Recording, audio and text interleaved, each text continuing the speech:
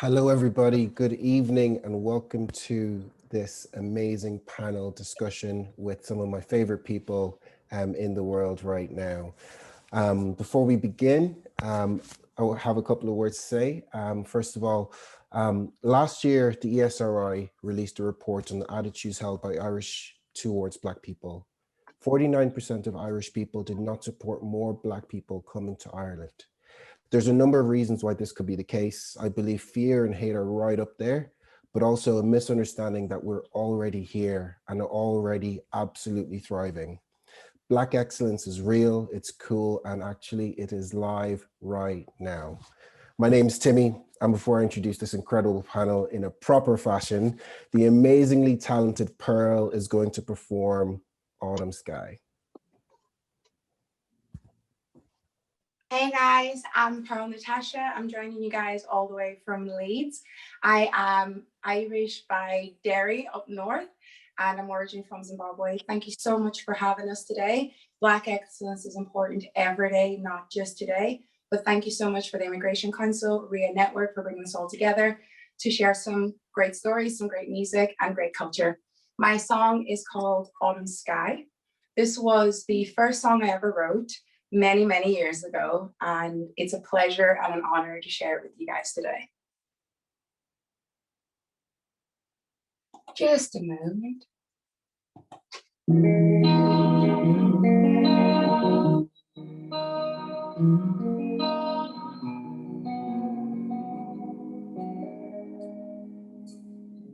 If I can take you back, can I tell you the story of an empty side?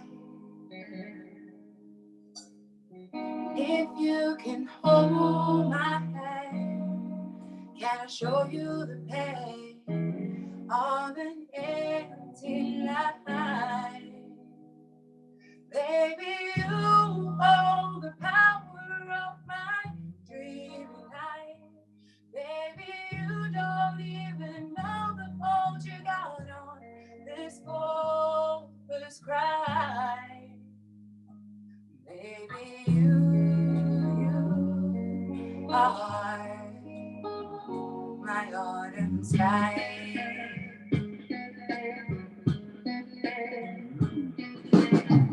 Days seem to turn on by. There's no flowers there in this winter's night. No longer sit and cry. These memories are just fading by. Baby, you hold the power of my dreamy night. Baby, you don't even know the fault you got on this hopeless cry. Baby, you are my autumn sky.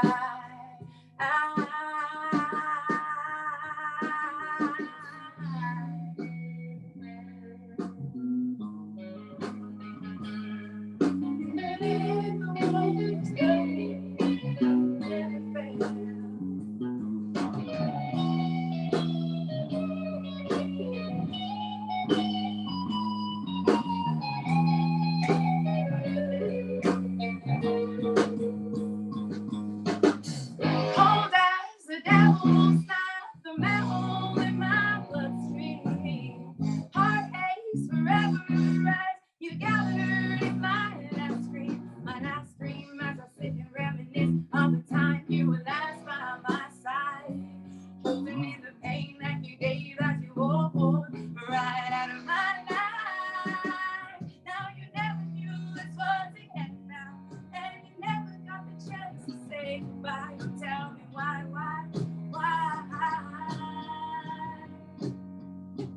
Baby, you are. Baby, you are my autumn sky. Thank you very much, guys. My name is Pearl Natasha. You can find me everywhere under Pearl Natasha. And welcome to the Bora podcast. Thank you so much, Pearl. What a cracking way to kick off this last session of the conference on this panel representation through Black excellence, which is on show right here. Thank you so much. A lot of you might know me. I really don't like these introductions and like describing who I am and things like that. But you know, we see each other online and stuff like that. Tweety Monkey. But before, you know, I'm not going to do it. So I'm just going to introduce my co-moderator for this evening, Joy, or JT, as I've started calling her over the last 24 hours or so. She's someone I've come to know over the last year. She's a person who loves people. She thrives for equality. And she's a woman who just doesn't give up, especially when I'm not responding to her emails. She's absolutely stunning. So Joy, JT, sorry, if you want to maybe just let people know what's going on today. So welcome. I'd just like to firstly congratulate the Immigrant Council of Ireland for a week of awareness in terms of integration and for bringing together topics on identity and belonging, the migrant market, and different ethnicities that are living in Ireland. So really a job well done. And I hope that after this week, we have informed people within, you know, the Irish society. Also, I'd like to thank them for recognizing the pillars that Rooted in African Islands stands for, which are knowledge, empowerment, and representation. And here we are representing in, you know, the excellence, the Black excellence that exists.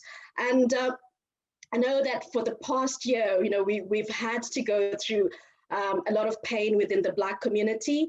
We've had the death of George Floyd in America, and we've had the death of George Kenjo here. But we just wanted to say that yes, Black lives do matter, but we also want to showcase that we're not just about pain, that the Black story is just not about pain and suffering and complaining, or people wanting to hear how, you know, how much racism we offer. We have so many things that that we are able to do and can, you know, what's the word, that we can actually offer to the community. I came to Ireland a few years back with a big suitcase of dreams and my African and Zimbabwean culture holding on, and also wanting, you know, my love for rugby and wanting to meet Keith Woods. And just to say on the rugby part, I did manage to meet Keith Woods, and really it's so fantastic. So one achievement that I've done. But one thing is that I've always carried, you know, who I am in terms of keeping my roots and also just being part of the community. And they say, you know, I think when we talk about representation through Black excellence, we're talking about, you know, it's sort of, you know, who is demanding the excellence and who wants to show the excellence. So excellence to me is just being me, naturally me, and being accepted, you know, with my Southern twang, with my Afro hair, with that, and just being able to go into places and be greeted as JT. That's the excellence that I want. And over the years, I feel that, you know, those people that demand Black excellence, and that if you don't achieve, you know, the highest standards, then you're not able to enter any place in society. That really brings, you know, a lot of strain within our community.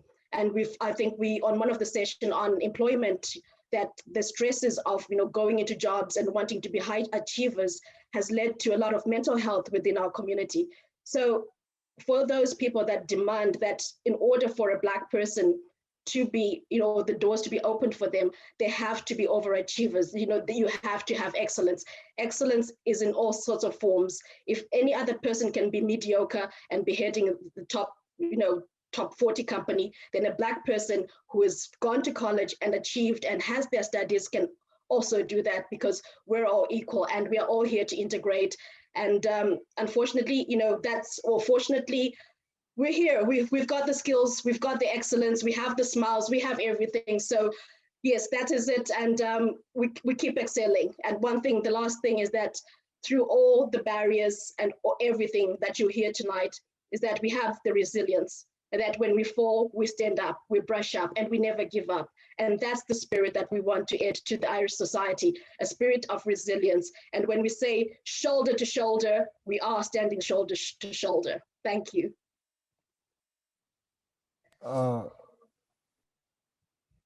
So I'm going to pass back to Timi, but before I do, I was having this discussion and I said, both Timi and I don't like titles. We just, we just want to do what we want to do in society. But I say to Timi that Timi is a public intellect, because through his work, he's able to convince a lot of people and spread, the spirit of love. He's become, when you move to a different country, you build your family. He's become a brother, he's a brother that I also have to, keep track on him. But he's such, he's a creative soul. He's full of love. And I've never seen a more prouder Nigerian Irishman. So I'll pass you on to Timi Ogunyemi. I thought we agreed we were going to keep it well, that was friendly, but no, thank you so much for such kind words. You know what I think of yourself as well. I'll also mirror what you said there. Just, big thank you. I'm still a bit shocked that the ICI decided to have me involved in here. I'm not going to introduce myself again, but I think if there's one thing I'll say, it's just, born in Lagos but made right here in Dublin. I'm just absolutely thrilled, day after day, just to be, surrounded by people that inspire me. And so when people say, what do you do for a living? I'm like, well, I can't give you an answer. All I know is that I'm inspired by others to create and to share more. So I was going to do this whole introduction for every single person. Now, I have to say, this is one of the most incredible panels that I've been on, either as a moderator or a panelist or anything like that. I mean, from Feli to Pearl to Jude to Bernard. I mean, these are people from all different walks of life working in so many different industries. I'm just so thrilled to be sitting here with them. If I'm being well, not even here with them, we're remote now these days, but I'm thrilled to be here with the guys. I was going to do an in-depth introduction to everyone, but what I'm going to do instead, because just to save a little bit on time, but also just because I think it's better for people to introduce themselves. I'm going to get you guys to introduce yourselves. So starting with Feli. Feli, if you could do a bit of an introduction to how amazing you are, that'd be a whopper. Hello, everyone. My name is Felicia. I go by the stage name Feli Speaks. I'm a poet, performance artist, and I like to say aspiring playwright, really. And basically, I just do a lot of work on writing poems that connect to people about community and about social issues that concern each and every one of us. I write about identity, I write about sexuality, I write about Blackness, queerness, femininity. I write about all these different things that I think we can't escape by virtue of just being human. And so I try and shed light on them as much as possible. And through my work, I strongly believe as a poet that one of my biggest responsibilities is to reflect the times that I live in and to responsibly and accurately depict what's going on and how the people feel about the things that are going on. And so that spans across many different things, and sometimes annoyingly so. So I'm in everybody's business about everything that is worth talking about. So that's a little snippet about me. And just to brag and flex on myself, since we're talking about Black excellence, I can see Pearl and Timi is like, yes, just to flex on myself a little bit. I think one of my happiest achievements so far has been being part of the Legal Insert English curriculum as a Black Irish poet, and I think the youngest as well too, so it's really exciting. So one of my poems is in there, and it's talking about the Black Irish experience of handing down of culture from mother to daughter, and like many of these things happen, it also resonates with a lot of people, including the Irish society that I was raised and brought up in too. So that's a little snippet about me. Thank you so much. I mean, every time I hear you speak, I think about the first time I heard you live, I nearly burst into tears, when I heard that rendition of "Hey There, Black Child." I felt like you were talking to the inner me, and I can still hear it in my head every time I close my eyes. That sounded a bit weird, but you know what I mean. I'm going to flick over to Bernard out in Cork. Bernard, if you could just introduce yourself, tell us a little bit about who you are, that'd be a whopper. Yeah, sure. Thanks, Timi. And thanks, Joy, for having this session.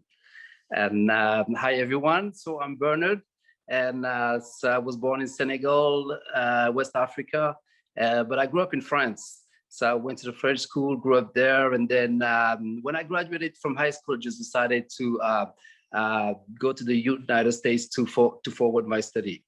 And so I came back 6 years later with the graduate degree in marketing. And it was about that time also that I moved to Ireland. So this was 10 years ago, and it wasn't expected actually. Didn't know that I was going to live in Ireland one day, but I've been here 10 years now, working for Apple, and just love it. So I started working with Apple in the Apple online store. So I was basically just helping small and medium-sized business and consumer as well, making their purchase online. And then I was promoted to an account executive position with the Department of Education. And this is basically what I've been doing for the past 4 years now. And the job is actually just working on different projects with different schools. So for example, you're a head teacher and then you want to implement technology into the classroom, which is the iPad for students. I'm gonna be the one you're gonna contact. So that I can just walk you step by step on how to implement this project, and then introduce you to partners that's going to help you to deploy that technology into your classroom. So this is what we do, bringing the technology into the classroom. And I just love this job. Also, I belong to Black at Apple, which is a group that we started at Apple to have those uncomfortable conversations and make sure that we give some exposures to some people who don't have that exposure or didn't have the chance to have that exposure, because as I know, diversity is new to Ireland. It wasn't the case like 30 years ago, 25 years ago. And even me, when I came into Ireland 10 years ago, I remember that when I was getting on the bus, people would stare. People would stare sometimes. It's no longer the case, you know, and it just shows, you know, how far we came, you know, away from. So that's good. So we really came a long way, and hopefully it's just gonna keep going this way. But those conversations need to take place so that people get the exposure, and then we all move on together and try to make this a better place to live all together. Thank you. Thank you so much, Bernard. You gave me 3 different names to say your name yesterday, and I hope I'm getting at least one of them right. It's funny, when I went to, the first time I realized what it meant to be a Black person was actually when I visited Senegal in 1997. I was in Gorée Island, this place off the coast of Dakar. It was an old slave sort of settlement, and I saw some conditions that made me feel like understand a lot of what I didn't understand as a 10-year-old kid, in case anyone was wondering how old I am. Thank you so much. Now, you mentioned something about 20, 30 years ago in terms of diversity in Ireland. And actually, I might flick it over to Jude. If Jude wants to maybe give us a little bit of an introduction. Jude is, I don't want to say too much because I'll be here all night, but Jude, the floor is yours.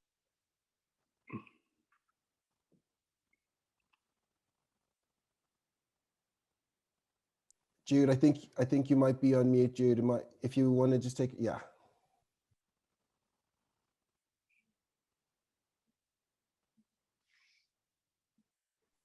We'll flick on to, Yeah, oh, we got Jude, okay. Okay, hello. Hi, yeah, Jude. My name is Jude. Yes, I was born back in 1941. So that give you an idea. Now, when I was around, I know the other person mentioned that 10 years ago he was being stared at. You could imagine what it was like when I was young. I was nearly the novelty of the area anytime I appeared anywhere. But getting on, I don't want to say too much about things, but I took an interest in, I got very interested in Black history, anti-apartheid, civil rights, all that stuff. And I got to learn a lot because I found that the history we had learned about Africa was utterly misleading and completely from the Western point of view. And if you accepted what they told you, you would still think that people in Africa and these places were uncivilized. That's the way I got educated. And at times I believed it, but it didn't take me long once I came around to 16 to realize a hell of a lot of that was myth. So I ended up joining anti-apartheid. Then we started an organization in here called Harmony to deal with race laws and all that type of stuff. We can go into that down the road. And then I'm now chairperson of the Mixed Race Association of Mixed Race Irish. Now, this organization has members in England and Ireland, and is a huge population of African Irish descents all over the world now. And I'm very involved in a lot of their issues as well. Now, I remember the first time I met another Black person back in the early, say, 60s. And the one thing I loved was when they stopped me, the first thing they used to say to me was, "Hello, brother." And I found that was lovely because nobody had ever said that to me, you know? And sometimes I'd meet a lady and they'd say the same thing. And I ended up saying, "Hello, brother," and "Hello, sister" to most Africans because they learned me this. Whereas you never heard the others ever saying that to you. So I felt there was a group accepting me, even though I was from Ireland, you know? And that was my first start of getting involved and meeting African people. And I got to learn a lot from them. And I eventually visited Africa, Tanzania. I remember the first time back in the late 70s. And that was some experience. And one thing I remember visiting was Bagamoyo outside Dar es Salaam and visiting the slave area where they used to get ready.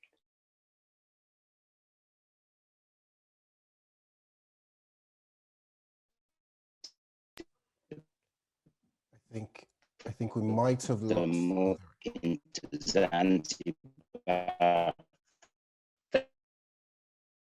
I don't want to say too much because, you know, that is a long story, and I'm very interested in being involved in Irish African associations now for the most of my life, you know. Thank you. Okay. Thank you so much, Jude. We're going to hear an awful lot more from you. I know there's a lot of fans of yours in the audience.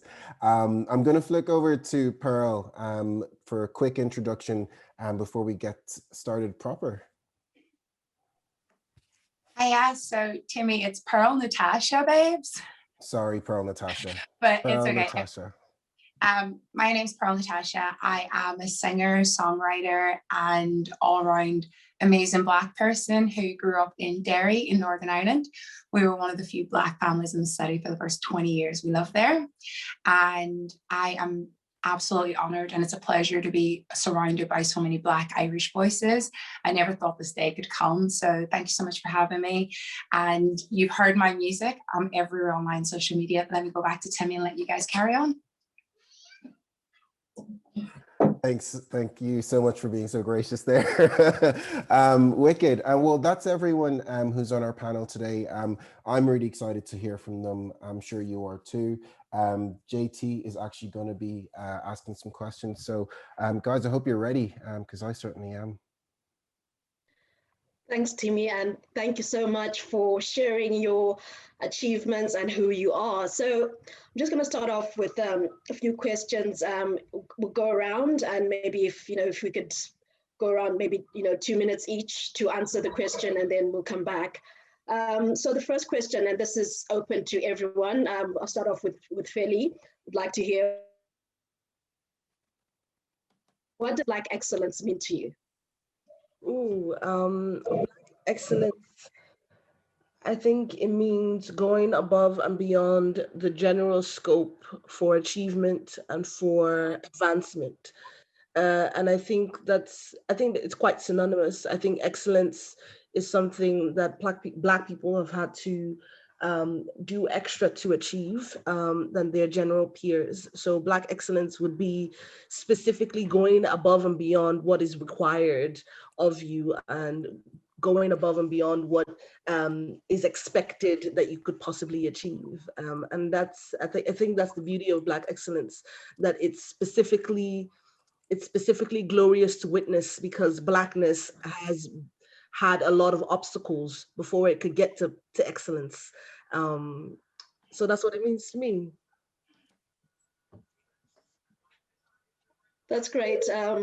And you put from you, Timi, on that. Any thoughts? Yeah, glorious to witness. You know, someone put that on a fridge magnet and bumper stickers everywhere because she's right. I mean, that's awesome. I'm going to talk about what Black excellence means to me once you guys are all done. But for me, that's just, yeah, that's a line right there. I want to frame. What about you, Pearl? What does Black excellence mean to you? Speaking from the heart, Black excellence means unachievable, unattainable. The fact that as a Black person, I have to be excellent before I get an opportunity means that every day I wake up and I'm tired. That is what Black excellence means. You know, I am a 30-year-old woman next month, and I've only ever had 2 Black managers, only ever had 3, maybe 4 Black health professionals work with me. And I think this is why this conference is important, because the few Black people you see in an opportunity mean that they were 10, 20, 30 who gave up a long time ago because they didn't have the energy to keep trying. So for me, what I want Black excellence to mean is opportunities to access and success, because I am tired. Yeah, I think when we spoke before, you said, you know, Black excellence should be allowed to be Black mediocrity. You know, we should be allowed to fail, you know, make mistakes and continue to grow from, you know, and just be anyone on the street, basically. I think that was so powerful. Myself and JT were talking about that, you know, for about an hour later on. So thank you so much for sharing that. I'll flick on to Jude, actually. Jude, what are your thoughts on Black excellence? Yeah, my thoughts are, and now if I go back to the early days of history, I think most people will accept that there was a time when the history had made Black people feel inferior of themselves and had no, they were not proud, and they tried to do things like straighten their hair, take a little bit of lightness to their color, making them almost feel ashamed they're Black. And I always remember the famous Angela Davis, who I'm sure you all know. She was one of the few that stood up and told Black people, be proud of your color, be proud of your beautiful hair, be proud of that. Never keep your head down, keep your head up and face everyone. And Black people are a proud people, and don't ever let people demean you or dehumiliate or humiliate you. You belong to a proud people, and by God, she made a lot of people stand up after that. You know, that you're so And right. that's what. Yeah, you're so right. I remember when I was a kid. You remember the early days of you look at the Black musicians, they even tried to straighten their hair, you know. Then gradually the Afro styles came in, and all the colors of Africa, wearing African robes. It was brilliant. And I tell you, it even made me sit up a bit, you know. So Yeah. I want to be proud to be Black, you know, because there was a time it almost made you feel ashamed. I think everyone knows this back then, you know. So it was great.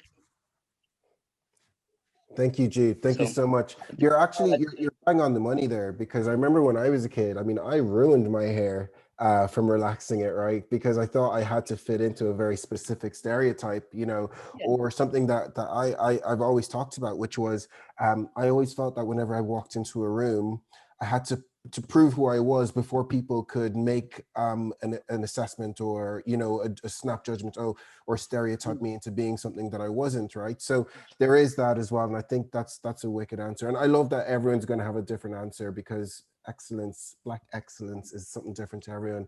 And Bernard, if you could jump in on this as well, that'd be whopper. Yeah, sure. To me, Black excellence is defined by the success we get in whatever discipline we set our mind to. And whether it be poetry, sports, entertainment, jobs, career, I think. And for me, I mean, personally, it's linked with career, my professional career, because this is where I had the most challenges. And I mean, just having to do twice more than anybody else, or having to prove twice more than anybody else, is a lot of energy. and their barriers and challenges along the way. And getting to a certain level where you just feel comfortable with yourself professionally, to me, is success, is excellence.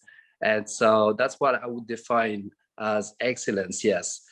Connection to career, yes. Thank you so much. You said something earlier, Bernard, that really got me emotional, because you talked about, being able to go into schools and being that person that, the kids or the people see as the person in the position, not of power, but of expertise, right? And, when I went to school in Ireland, there wasn't, I was either under spoken to by teachers or over spoken to by teachers, because they didn't know how to, to teach me or to interact with me. And for me to see someone who looks like me, who sort of understands certain things about my own culture, my own background, coming into schools, I just think that is so powerful. And it's excellent, some would say. So I'm not going to ask everybody every single question, but I think that's one that everyone I think is important to get involved with. JT, what's the next question for people? So I'm just going to say that, we have such a wonderful panel, from across the country, north, south of the border. We have the French connection with the Africa fusion. We have Jude, who is the group of people that set the basis to show, Ireland what Black excellence is, from the beginning. And Bernard, you've been correctly, that it's not been 20 years ago. Jude has been there and, has set the pace. So these would be our ancestors, the people that would have looked and, created the spaces that we have now. I'd like to maybe pose this question in that we know that it's a struggle with a lot of barriers in terms of the music industry being played on radio, or, as an artist that you find that if people are not used to you, they're not really open to you. So this question is for Feli and Pearl Natasha. What are the challenges that you faced as a musical artist, as an artist and a poet? What are the challenges that you have had to face? Should I take it first? Yeah. Pertaining specifically to Blackness or Black excellence, or in general? Blackness, Black excellence. So coming in from the Black perspective, in that, your representation as a Black person and trying to get into your field. I think it's like a plethora of things. And when you have a plethora of problems that stem from the same root, they require a plethora of solutions and array of dealing with each thing. And sometimes you don't even realize it's about your Blackness. So that's one of the things that I've been noticing recently, that I've been quite stunned by people's audacity as well as their nerve in relations to me. Honestly, I don't think people are as audacious with everyone else as they are possibly with me. Sometimes I find that there's often a sense of entitlement to my art and to what I bring to the table. And there's a constant feeling of needing to be grateful for the opportunities that have been afforded to me. So there's a range of things. I'd say more often than not, I enter into spaces and people appreciate me for who I am and what I do and what I can bring to the table. But additionally, because there's so few Black Irish poets around in these spaces, it also often feels like tokenism, or you're not sure if it's tokenism. I think that's a big thing as well, because you get opportunities and you're grateful for them and they're a good thing and you're glad you've gotten them because you've worked hard to get there. But then you also get the dilemma internally of am I here just because I'm Black? Am I filling a quota? And then you have this internal struggle with yourself but representation matters though. And so it's this constant questioning of whether you're here for your talents, for a tokenistic value, or if it doesn't matter whether you're here for your talents or not, and you should still take these spaces because representation is necessary and it matters, and people need to see you in these spaces for the generation after you to feel seen. So it's it's constantly a completely new, different thing every other day. And I think I'm constantly being put in new situations, not at the fault of the art industry, just because of the precariousness of the kind of work that I do. But yeah, you get into these new spaces. And I think one of the biggest things is not being sure if I'm there because I'm valuable or if I'm there to fill a space. And I think the second one would be mostly that there's a certain level of audaciousness that I get approached with more often than I'd like. That would, and I would associate that to Blackness. And also, I think the crown jewel of it all that we all know is and Timi knows this surely, being spammed on Twitter repeatedly because you're doing something and you're Black. So yeah, those would be some of the experiences that I have being Black in the arts industry in Ireland. Yeah, it's the fear of Black excellence, isn't it? You know, I tweet, actually we had a chat and then I tweeted it straight after the conversation. I was like, if you're scared, if anyone is uncomfortable with Black excellence in 2021, it's not going to be a good year for you. But yeah, you're bang on the money as always, Felicia. I'm gonna actually pass it to Pearl to add into your brilliant answer there. Felicia said a lot that I would have said, but a way polite version. I have no patience or time for nuances, but Felicia is 100% on the money. I've had similar experiences up north and down south. I've been doing music for 10 years.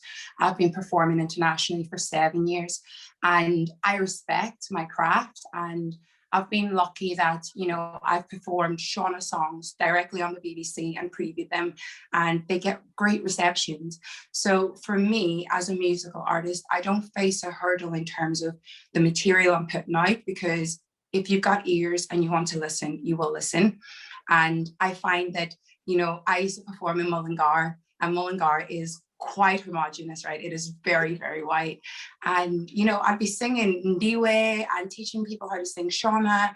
There's loads of little Irish people who know how to say Moro, Makati, you know, and for me, I think that it is understanding that when you're in that space, stretch your arms out. Don't be afraid to take up the space. If you've invited me here, I am going to be here. And when I leave, you're going to know my name, because this is how we have to tackle these boundaries. You know, a big hurdle I've personally faced is noticing that the opportunities that are given to you as an artist are definitely different to the opportunities that would be given to, I would say, people who've just come out of nappies when making music. You know, I struggled. It took me years to get my music on radio, and there were people coming out with a single they'd done in their bedroom and then getting on radio. And, you know, you're looking and seeing that the only difference is the color of your skin. And you're thinking, but my CV is so long. I'm so qualified.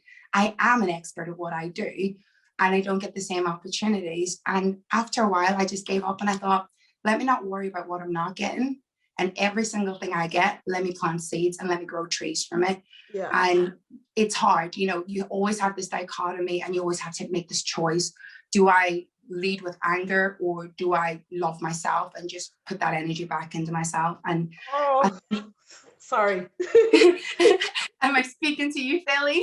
That's another thing, that like that packaging your Blackness in such a way that's palatable and that's digestible to the receiver, even if you are justified in your upsetness, your anger, your distrust of the situation. That's another thing, because sometimes, you know, anger, you're just distrusting the situation and how you're being approached. Anyway, go on, I'll let you finish. You know, so no, I'm welcome for the interjection, because there is a lot of validity in interrupting, because it, you know, you were saying all this and I'm like, that's me, that's been me. And it's really sad, because as Black people, we don't take up a lot of space on the island of Ireland, regardless of what people want to think. However, we don't actually see each other. We don't know each other. We were the only family in Derry City for 20 years who were not white, besides the 2 Chinese families who ran the takeaways. This is truth. And when you grow up in the community like that, and, you know, I speak Irish, I did failures, I won failures, I integrated, you know, and I wrote poetry and I created constantly. And you were always worried that, did anyone want to hear what I had to say? And the only reason you ever had that question was the color of your skin. And that's a hurdle, you know, but I say that unfortunately, we are resilient people, aren't we? So we're going to keep going. You know, Philly's spoken for Bill Clinton. I have some around the world. We keep creating, and the opportunities will keep coming. And Michael D. Higgins as well. Okay. Oh yeah. Oh, he's so cute. I'm jealous. If he needs a song. Yeah, I'm just conscious of the time, and I want to just let everyone who's in the audience know we will be having a Q&A session in around 6:55, 7 o'clock. So if you do have any questions, do start getting them in to the Q&A section or the chat box now or whenever they come to your mind. Thank you so much, Felicia and Pearl, Natasha. You guys are awesome. JT is going to move on to the next question. Thank you so much. Okay, so we've had you know, we know that Jude, who I'm a great fan, because we're fighting who's the biggest fan between me and Timi. Jude has been in business for over 40 years in Ireland, and he's been featured in many newspaper articles as being the tailor on Abbey Street. And Bernard has also illustrated, you know, his journey from, you know, let's say from Senegal to France to the United States to working for one of the most prestigious companies in the world. So I want to say, this is a question for Jude and Bernard, is what are the challenges, firstly to Jude, what are the challenges you faced in your business in setting up, you know, your very successful tailoring shop on Abbey Street?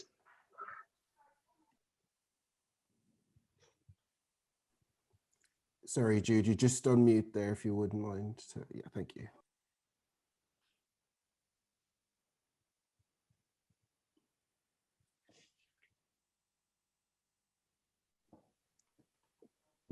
Bernard, we might go to you first, and then Jude, if you get off, you can join in as well. Okay, I'm okay. I think I'm through now. Okay. Yes. Okay. Before I started out, I did work for a private tailor, bespoke tailoring, and then I moved into another business with the dress hire service. Now, there was one instance I remember in that where they were looking for someone to go to the front of the shop to deal with customers. And I remember my tailor who I worked with said, why don't you let Jude out to the front? Because he knows everything about tailoring and he'd be able to tell people what they need and all. And the guy said to the tailor, look, if I put him out in the front, he might put customers off. So I heard that only about 6 months after that incident. And so really after that, I knew where I wasn't going to get any promotion here. And a fella who could come off the street and wouldn't be able to sew a button in could be in charge of me, who could make a suit, you know? So I knew where I stood there. So that gave me ideas then. I'm not going to get anywhere. So I said, I'll have a go at branching out myself eventually. But of course, you can't start a business just saying, I'm starting a new business. So what I did was I made samples of trousers. I knew a lot of tailors did not like making trousers. They used to give them out to get made. So I made a few lovely trousers and I went around to Cleary's and one or two other private tailors who I knew. And I knew if I showed them this, I wouldn't have any problem. And sure enough, as soon as I did, I got the orders. Now, I needed a safety belt. By getting those, that meant I had a certain amount of work, regardless whether I'd get customers. So I wasn't half depending on customers. Then gradually, customers started coming in. And so then you have this great experience when I've told the story many times. You get people, I'm in a basement and they come charging down and next minute they're looking at me and they just freeze. And you know, they didn't expect to meet a black person and they're almost dumbfounded. They almost nearly stutter because they weren't expecting that, because I didn't write out there, Jude Hughes Taylor, he's black, you know? So I could see almost some of them never had dealt with a black person. We're talking about 40 years ago now. So I could understand that because they never met a black person as a as a person in charge at running a business. So that was a surprise to them.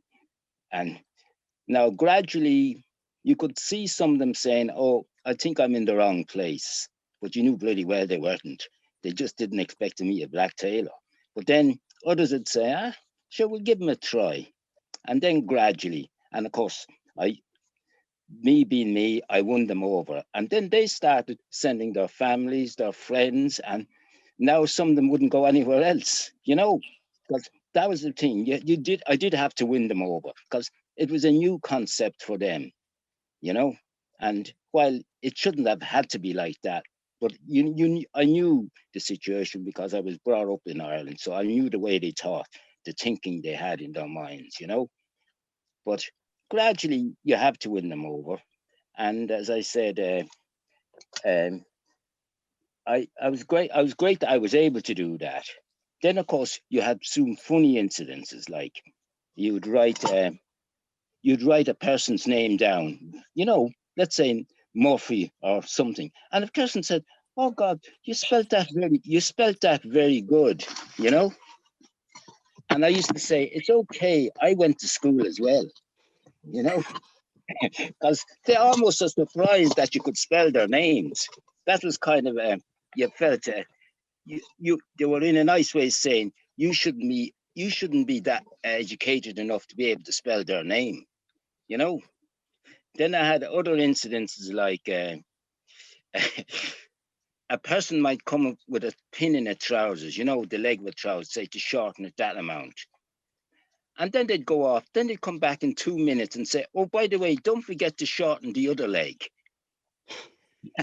And I'd say to them, it's lucky you told me that. I'd only shortened one leg, you know? So you do have a few funny incidents like that. But on the whole, I've won quite a lot over, and I don't even have to advertise.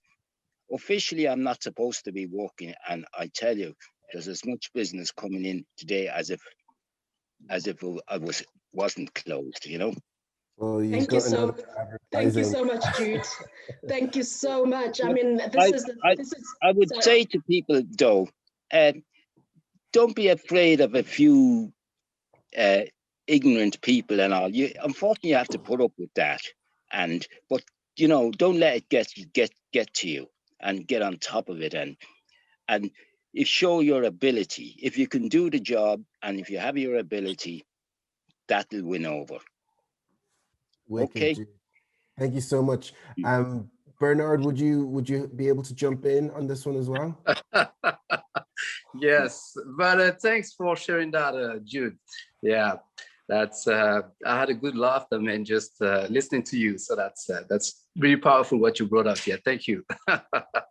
Yeah. So in my case, I would talk about unconscious bias. Yeah, this is really something that affected me in my career, unconscious bias.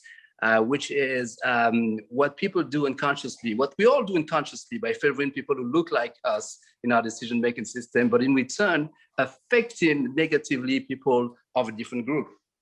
And I remember that when I was working in France, like I just overheard a conversation from HR. They were looking through different resumes, and there was this Black applicant resume, and they were just laughing at it, and one of the HR staff was looking at the hair of the person, because in France, what you do on a resume is that you have to put your picture, and like here in Ireland, you just put your name, but in France, you have to bring your picture along with the resume, so they can take a look at what you look like. And they were just looking at that resume, and they were making fun of the Black applicant hair and face, and then they were like, did you see his face? Did you see his hair? You know, what about his name? Can you pronounce that name? You know, they were just making fun, and they were just joking around all that, and it was very disgusting. So this is a conversation that I overheard based on the, and that person, I mean, that Black applicant was just a victim of unconscious bias. Also, so the least likely you look like the dominant group in a society, the more you're gonna have to prove yourself. And at a team level, for me, is let's say when you aren't the one managers you're never going to be the one managers are going to favor, since people tend to connect faster with people that look like them actually. And so when you walk into most of the teams at that level that I'm in, you are very often the first person or the only one. And by one, I mean black. And so you are being checked before getting acceptance constantly. And so then when it comes to important decisions such as promoting someone, you have to work twice harder or twice more than anybody else. But what I'm glad about is that Apple is building awareness on equality issues using tools such as training online for managers. Also, bringing that conversation, making it possible, giving employees a voice to bring more diversity. So all this online training as well that we have on the internal side is very good to open people's mind and build awareness. And this is the very first time that I experienced that. A company that really cares about bringing diversity and bringing that topic of equality and diversity around the table. And it's not just word, it's action. They back it up actually. And so we've seen a lot of different initiatives from Apple recently in the press, especially in the US, with some initiatives that were created to give access to HBCU, which are History Black Colleges and University, to coding, so that we can have more Black engineers in the IT industry. So that's a very good initiative, and it's going to trickle down to Europe as well, and Ireland next, and England and France. And so that's what I admire from Apple. And so I think this is some good action that we've seen. And so for that, I'm really proud, to work for that company so far. Thank you so much, Bernard. I'm just going to probably, because I know that we have Felicia might have to leave, I'm just going to ask this question. Do you feel that there's enough representation of Black people within businesses across all sectors in Ireland? And yeah, in Ireland, do you feel that there's enough representation? Felicia. Sorry, this is Timi. Sorry about that. That's a tough question because I wouldn't say I have the what is the word? The folder or file of how many businesses there are in Ireland that actually promote diversity or that are in fact diverse. And I think, unfortunately, I think another thing is that my scope is quite limited in terms of location. So I'm based in Kildare. I'm often in Dublin City. So my perspective would be skewed actually in terms of how far we've gone in terms of representation in businesses. And then it's all just kind of limited to Moore Street. So, I think we do have a long way to go. And realistically, I think there probably will end up having to be a lot more of us here. It sounds really, when I say a lot more of us, it sounds such a weird thing to say, but when there's a lot more people or population to support that kind of diversity of business, I think it'll grow even more rapidly. And I think right now, from the ones that I do know that are running businesses out of their homes, and they're running creams and doing hair products and making Ankara laces and all these things, I think there's so many of us that are innovative and creative and already starting to produce work and be creative from home. And I'm excited about where they're going and how far they go. And I'm constantly, the word is directory. Yeah, that was it. Sorry, I got stuck on a word like 3 sentences ago. Anyway, I also try and keep watch on Black Irish businesses on Instagram. As a millennial, that's how I connect. So I kind of keep tabs in that kind of aspect. And also there's a company that is constantly promoting all the Black businesses around. It's called Irish Black Owned on Instagram. And that's exciting because I get to go on these kinds of pages, or _Black and Irish. I get to go on these kind of pages and just be like, who is doing cool things and how many of them are Black, So I try and follow all these pages to make sure that I'm kept in the loop. But generally, I think still for right now, we're underrepresented in the business sector, and we still have a long way to go. And I think it would just be a case of seeing more of us in these spaces to inspire the next group coming after. So I'm excited about that, and I think it's growing as we speak.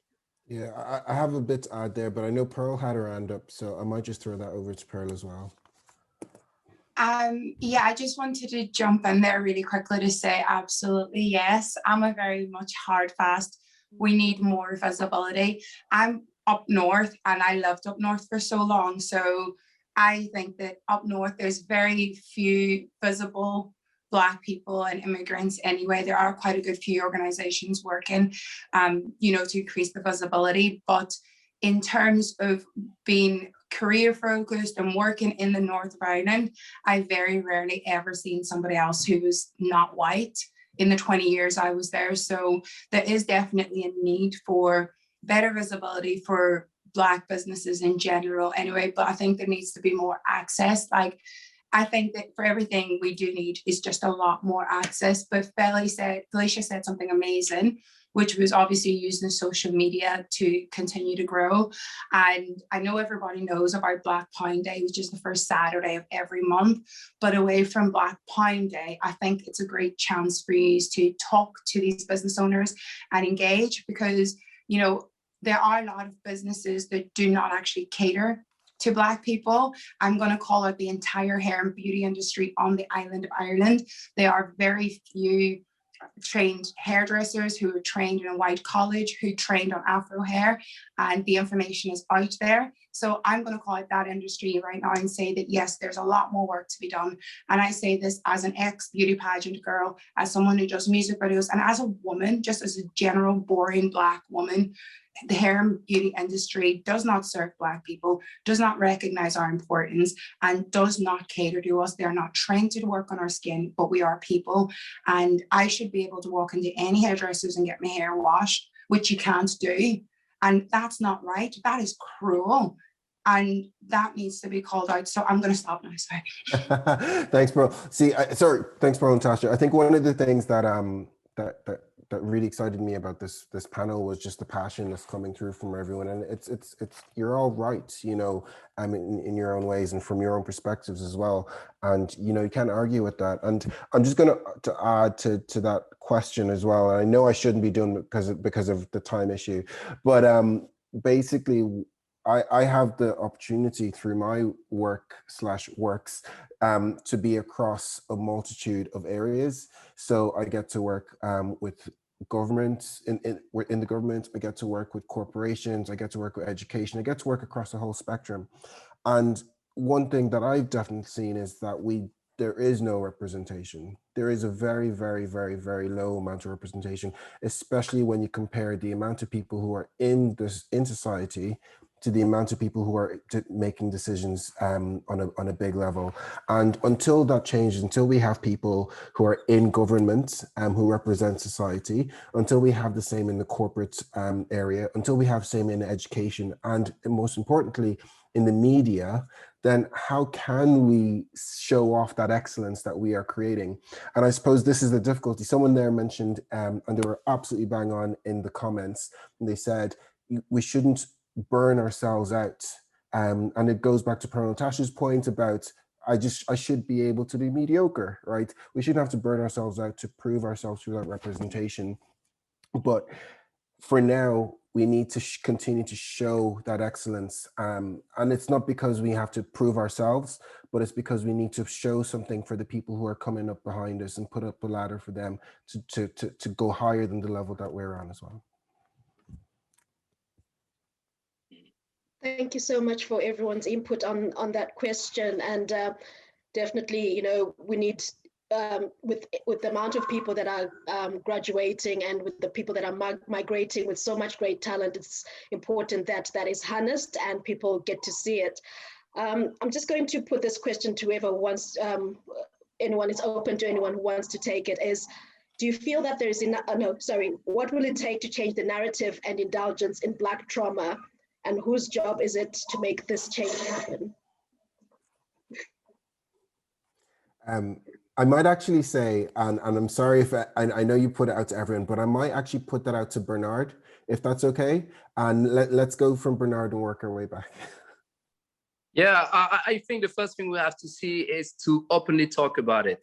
Conversation. This is the first thing we have to do, because it's only when we bring those conversations and people get exposure, they can, learn from what they hear, from what they listen, from feedback they get. And that's why this is the first stage, conversation. And even if it means being uncomfortable, and that's what it means, we're never comfortable talking about those topics. And but unless we put ourselves in that situation where we have to step outside of our comfort zone and being comfortable, we're never going to grow. And we're never going to advance all together. And we're never going to heal this together. So conversation is first. And then a second thing I would say that we can all do is to go back to our family and build awareness with our kids. Because if we don't, someone else is going to do it. Someone else is going to educate that kid. And it might be some bad things. It doesn't cost anybody to go back to their families and educate kids about racism being wrong. It just takes a conversation with your kids. And if we do that, I mean, this is a very good start, and it doesn't cost anything. So let's start with bringing that conversation onto the table first, and then let's go back to our household and let's talk to our kids. Kids listen, they listen. So if you say to your kids just one sentence, racism is wrong, chances are likely they're going to listen. This is not a hard thing to do. Anybody can say that.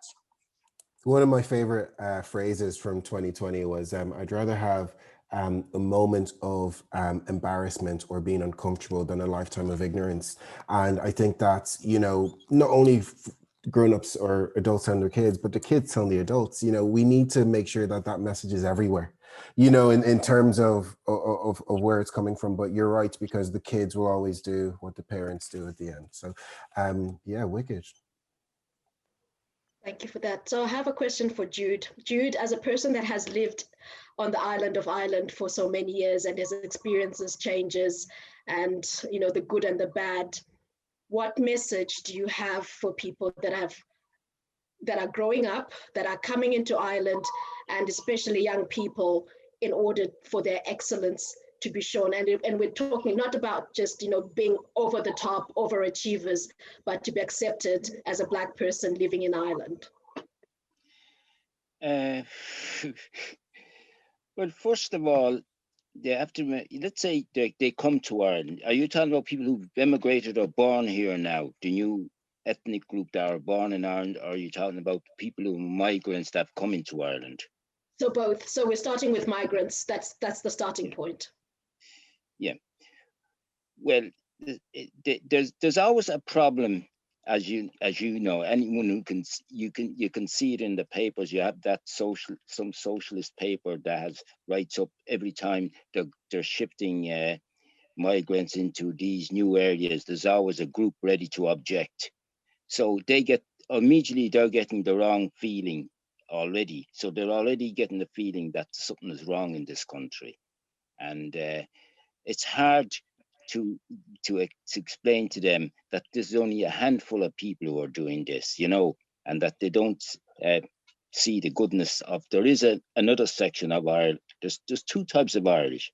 The majority are decent people, but there's a little group there who will make things uncomfortable for any migrants, because they've got into this organization and are attached to these other organizations from other countries. And that's a problem that will have to be watched down the line. They're beginning to get going here. They tried to get going even back in the Harmony days, but they got stopped in their tracks. But they're trying to re-merge again. Now, the problem is there's that fear of the migrants that they're hated and they're not wanted. And it's very hard there. But then there's a lovely group in Ireland who go out to welcome all these people. And I always remember a lovely incident. I don't know if you remember the incidents down in Carsavine in that hotel. I had a friend, And I rang her up, and she said, one of these Irish traditional singers and that. And she said, okay, I'll get our group to turn up and play music and entertain them and all that. And then, of course, the co-virus came and it messed it. But then there was problems with them. And she got an organization going, friends of these people. And they organized boycotts. They brought in food. They brought in clothes. And the changes, they kept looking after them. And it was lovely to see that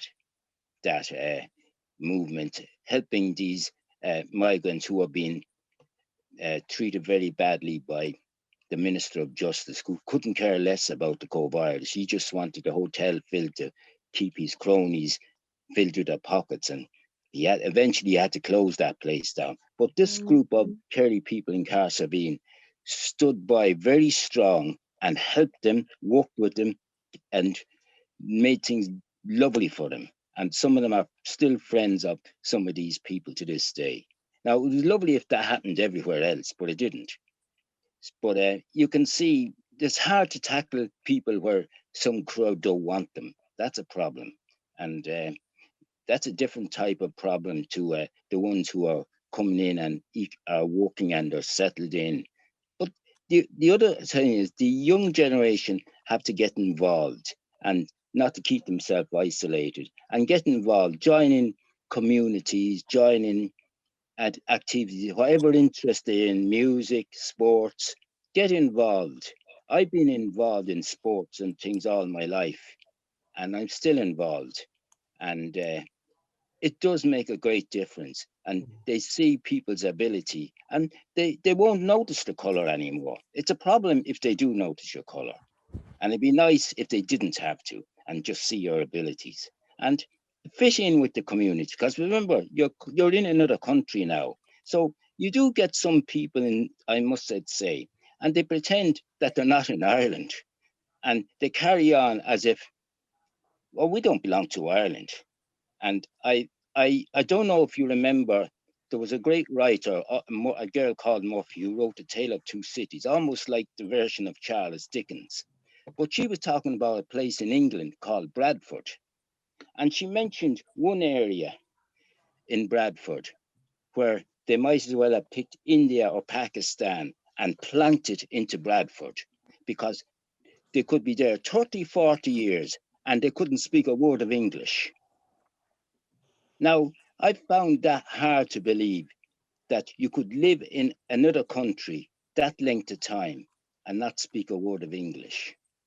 So that, I think in one end, that was wrong, because they should have fitted in to the new community. Now, they did say they weren't accepted. So that's another problem. But what do you do in a case like that? Now, I don't think there's anything like that in Ireland, but there is a danger it could happen. So I appreciate the answer, Jude, because I think that it's important, in terms of people making sure that they understand the society that they're in. Because if you don't understand the society that you're in, then how can you thrive in it? And I think that there's a question in there as well. There's actually many questions in what you said there, but there's two that jump off to me. I'm going to ask one to Bernard and one to Pearl, Natasha. And if you guys can give us 2 minutes of your time on your answers, that'd be great. The first one is, whose responsibility is it to either, let's say, accept someone in society or to integrate yourself in society? And I'll give that one to Bernard, but I'm going to go Pearl, Natasha first. And the question is integration versus assimilation. How do you take that, and how do you think that, as if you're striving for Black excellence, which is more important? I think this is a 50-50 job, actually, because, the person who moves to a new country is going to find a different culture, which is richness. And so you can't expect to find the culture that you just left going to another country. And if it was the case, traveling wouldn't make sense. We wouldn't be traveling, enjoying the differences and coming back home and telling all the stories about what we discovered, what we found out, and what we learned. So the person who moved to a new country has to expect to find a new culture that they would have to fit in. You're not going to bring, your culture. Yes, you're not going to impose your culture into the culture that you just where you just go. Actually, you're not going to do that. That's so I think, yeah, you should have your expectations of finding this culture in place, and that just try to fit in, of course, but and then in return, the people where you moved are gonna have to embrace your culture as well, because it can't just go one way. You can't reject someone else's culture. This is who they are. This is part of their identity, their integrity. And so before moving to that new country, they grew up in another country. They had a culture, they had religion, traditions, and they can't just leave all that. And you can't just strip them off, from all those, from all that baggage, and expect that, they're gonna just embrace your new culture. So 50-50 has to be done on both sides to me. And that's the best way it works. The acceptance of the differences and others. Answered like a politician. Thanks, Bernard. Pearl, onto you. Pearl and Tasha, onto you. So I actually I want to just slow it down and give you guys a bit of context for my answer. So I grew up in Derry, but I live in Leeds, and I live in an area of Leeds called Beeston, which is right beside the football stadium. When I walk outside my door, I have Asian neighbors, I have white neighbors, I've got neighbors who speak a variety of languages. Any given Saturday, the main road has cars flying up and down with a variety of people. None of these people have given up their culture to live here, and but everybody's had to change and grow. And I think that the long and short, obviously, is that my answer is integration, but it's to understand that integration is an opportunity for success as a whole people. My partner is a Derry boy who only moved to England 2 years ago. So he never knew an Asian person before 2 years ago, face to face. He'd never met a Muslim person. And guys, that's an Irish person in 2019. That should embarrass each and every single person who lives in Ireland to think that there's that poor diversity, that an adult has to travel to meet change. We have an opportunity to create change with every time we integrate. And I really think that is where we need to move the conversation and look at it from that perspective. It's an opportunity for greatness. And for me, I think that if you walk out and you say, assimilate, you're going to have problems because you're shedding your identity to make peace. But it shouldn't be a violent environment anyway, It should be an environment that is open, that is welcoming. I said, I can sing Shona songs, Swahili songs, Irish songs, and English songs in the same set. I've done that all over Ireland, and I've never had one negative word to me, because people are open to hearing it as long as the platforms and the opportunities are there. So integrate all the way, guys. Let's do it. Thank you so much. I'm with you all the way. When you ask me to assimilate, you ask me to lose a part of me to become more of you. When I have to integrate, it means I can bring my own, I can bring my moves to the dance floor at the party, basically. So thank you so much. Now we're going to do a quick fire Q&A. There's been quite a few questions. I'm going to give you guys 30 seconds each to answer. I hope you don't mind. I'm actually going to reverse it here, because this is supposed to be all questions for the panel, but I'm actually going to Joy on this one, right? So Joy, what one thing can I do as a white ally that will have an impact on my own surrounding? That was from Marie Core. I've paraphrased the question, but Joy, what's your answer to that? Is to get to know the people that are around you. Interestingly enough, when you go out on, when we used to be able to go out, and that's just one thing that my friends that come from the continent find, is that you never get to see Black people and Irish people socializing, and there's still that thing, there's still that knowledge that, the Irish people keep on to their ties of who they grew up with. And so it's getting to know, in any way, community level, your neighbors, in your workplace, get to understand your colleagues, who you work with, and all around, get to read. Don't hang on to the stereotypes that you have about people living in Ireland. Research, we have Google now. You can research and find out what people and where they come from and what they're about. Thanks, Joy. I'm going to jump. I'm sorry, I would normally answer or give something back to every question, but I'm jumping now to Jude, actually. Jude, this is a question from Busi Bulala Kelly. Do you think that us as Black people are also guilty of bringing our own selves down and putting ourselves down? For example, Black people believing that there are courses that are only suitable for us, such as social care, because it's the industry that employs most Black people. What are your thoughts on that, Jude? Yeah, I have noticed that a lot of them are in the care and, as you say, social end of things. And I was surprised at the amount that have moved into that. Now, I think they only did it because they didn't get the opportunities to move into the other levels.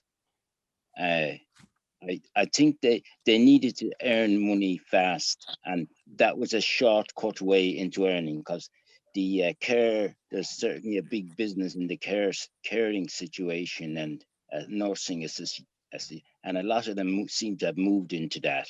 But I wondered, why did so many of them go there? And I feel they didn't get the opportunity to yeah, okay. But sorry, somebody was going that interrupt. Sorry, I got knocked off with that person calling in there. You're all good. Well, anyway, I don't know why so many of them have gone into that, but I believe they didn't get the chance in education. Because remember, when a lot of them came here, they didn't get chance to go the whole schooling so that they could go through a higher level. So they just took the softer option. And I know there's a better chance more and more. I notice Trinity and a lot of these universities are now giving chance to some of these migrants now a bit more than they used to. And that's a good start. But I'll actually, sorry, Jude, thank you so much. I'm just conscious of time. I'm actually going to add a little something on the end of that question. It's two things, actually. The first thing is the colleges and the education system has sort of failed in terms of educating people on what they can do. And then secondly, there's a job to do at home in terms of the kind of jobs that, like, I know my parents wanted me to be a doctor, where, you know, my dad said to me a couple of years ago, I didn't know you could make a living from doing what it is you do. And then he said, what do you do? So, you know, there's a big job to be done in terms of educating people. Bernard, do you want to get in on this? Yes. What was the question? Say that again. Sorry, it was just about, do you think that we put ourselves down in terms of doing certain jobs? I thought I saw you putting your hands up to answer the question. I was actually just touching my screen. Oh, well, do you know what? I'll tell you what, because of time, there is a question that is just for you. It's from Anahita. Annie Asgard. And she says, she's a teacher as well, I think, or she's in the profession. Can Bernard comment on ways in which the Black community can support the diversification of the teaching profession to bring more Black teachers and teacher education? Oh, yeah, definitely. You know, I was researching some ways to do it earlier last week, and I came across something called Migrant Teacher Program, MTP, Migrant Teacher Program. So this is an initiative that was launched by the Irish government to bring in more diversity into the classroom, and especially recruiting those teachers who were trained as a teacher in their home country and who moved to Ireland and would like to work as a teacher in Ireland. And joining this program, I think it's gonna help. And so if you want to check that program online, it's called Migrant Teacher Program, MTP. This is an initiative from the Irish government. And I think this is a wonderful idea, because you know, there are some teachers who are trained abroad who moved to Ireland, and they would like to get a position as a teacher. They're desperate to work as a teacher, but most of the time they can't do it. You know, we're going to tell them that their qualification is not enough, or qualifications are different. And so the goal of the program is to train them in order to fill the gap wherever it's needed, so that they can become teacher in Ireland. And I think this is a great initiative. Thank you so much, Bernard. There's a question here from Kim Tabby, and it was actually for Joy, but I'm just conscious that Pearl Natasha hasn't actually spoken in about 30 seconds. So do you believe that you have to prove yourself? That's the question in work. Yes. I actually suffered from burnout and had a nervous breakdown in August last year because of overworking and stress. I've been working since I was 16, and as a Black person, I've grown up with the narrative of you are Black and unfortunately your life is going to be harder. So because I wanted to get places, I've always been working, and you find that you get opportunities such as promotions and stuff, but when you look at the role you're doing and the work two other people are doing beside you, you notice that you're doing the same amount of workload as three people sometimes, and you can get yourself caught in a trap. I did, and I will speak up and say, you've got to have boundaries. You know, you can push yourself until breaking point, but then you're dead and there's nothing left to do. And we have to put in controls right now as individuals to say, yes, I'm Black, yes, I have to work harder, but that does not mean I have to come and die for this either. Thank you so much, Pro and Tasha. There is one last question I'll do. I'm actually going to throw this over to Joy before we sort of do our closing bits. And it's from someone that a few of us might know. It's Diane. And she says, do you think colorism plays a part in assigning Black people excellence and representation? And if so, what can we do? If anyone else wants to join in on that question, you'll have 20 seconds to add to Joy's question answer. No, absolutely. I'd say I agree, because the closer there is always the proximity to whiteness that is associated with anyone that looks for employment or wants to, to be integrated in society. So you find that in terms of representation, you might find someone who has the skin tone as me, and someone else comes in, and they would be the person with the lighter skin tone will be asked to represent Blackness in its all entirety. And I think what can we do about it is that we need to celebrate all the different shades of Blackness, and also not associate people or give people chances or accept people because of their proximity to whiteness. Thanks, Joy-Tendai. JT. Does anyone want to add to that? All good. Okay, cool. Well, I think there's a lot of other questions here, but to be honest, I think that a lot of these are really big questions. They carry a lot of weight, and I don't think that we could answer them in the next 7 minutes, if I'm being honest. But I'm very much open to continuing this conversation, as an ongoing thing, whether it's online or on different platforms. Joy, do you have anything that you want to add in general?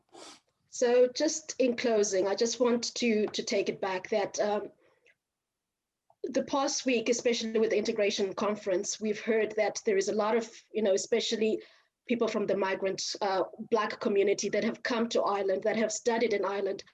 I personally, my qualifications when I first came to Ireland, I was asked how was it possible that a Black woman would have those qualifications? And from that, I've had to reinvent myself to prove my worth. And like what Pearl has said, that the burnout in trying to excel, trying to please with excellence is just, it's just overwhelming, and not a few people remain standing. Yes, I admit that, as Black people, we're resilient and we stand up. But I think the fight, to be seen and to be accepted has been done. Jude shared a story, his story about him not being allowed to go to the front of the shop. And the fact that experience, we have a lot of people that are in industry that are still facing that. Our Black brothers and sisters in America, we have the hidden figures that had to go there. We can't be having hidden figures in Ireland in 2021.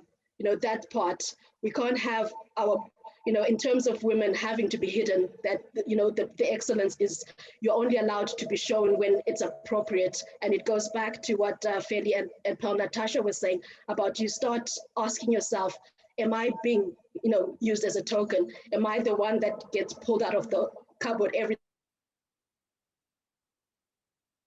they want to show diversity?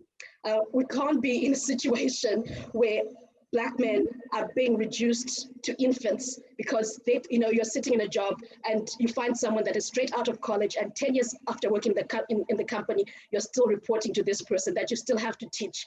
So this is the thing that we've moved on. Please celebrate. We cannot integrate into Irish society with so many barriers. We cannot integrate into society when our names are made fun of.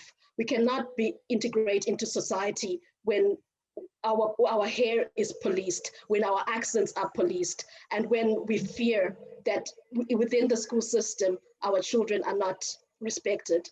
So that is what I have to say, that Hidden Figures was passed, and we've gone through that, and we need to celebrate each and every individual in Ireland and respect their authenticity. So I'll pass back to you, Timi. I feel like we're playing a long game of tennis here, but yes, I think you're bang on, you're spot on. There's so much that we need to do, we need to change. I think a lot of people need to understand that we're at a tipping point in this country, right? There's a lot of things that have happened in the past, and our future isn't yet written. There's so much that we can do now to make sure that we don't go down the same route that we're seeing, in places like America right now, in places in Asia, and actually that we're seeing a little bit of in the UK as well, from a political standpoint. So I would urge everybody, first of all, before I even urge anyone to do anything, I want to thank you all for being here today, because there's no conversation without participants. And I think the level of engagement was really, really good. And I'm sorry we couldn't get to every single question. I honestly wish we had more time. Sometimes you get carried away when passions take hold. But yes, I will urge everyone to think deeply about what change they can make. I hate to say it, but it's 2021. There's so much information at each and every one of us' fingertips in terms of going out there and making a difference around us. When people say, oh, Timi, the activist, I always cringe a little bit inside, because I'm not an activist. I'm just a person who's trying to, get by in the world. I just happen to have a platform that if I have a platform, I'm going to use it. But I think the most important thing is just, we need to make change through conscious decisions to make the society that we live in better for each and every single one of us. Because once we celebrate Black excellence, that helps everybody, because not celebrating everybody doesn't help anyone. It only helps a few. So one thing I would say as well is thank you so much to the Immigrant Council of Ireland for having us. It's been my pleasure. I'm still a bit shocked that I'm sitting here talking to you guys today. And if anyone has anything that they want to add in, do send it through. I think Teresa and the guys at the ICI. And thank you so much to our panel as well, Pearl Natasha, Bernard, Jude Hughes, and Felicia, who unfortunately had to hop off at 7 o'clock. But it's been my absolute pleasure chatting to you guys. And I don't think I'm going to be able to sleep tonight. Honestly, I'm going to be having the chats with my fiance now about life in general. So thank you so much, everyone. Thank you all. Thanks. Have a good evening. Yeah, okay. Okay. Thanks. Bye. Thank you so much. And check out my music at Pearl Natasha. Yes, we will. Better. You must send us your website for that. Yes. And we'll pass it around to our group. Definitely will do. I'll send it to everyone. And thank you so much for everybody engaging. Take care. Yeah. That song you sung was beautiful. Thank you, Jude.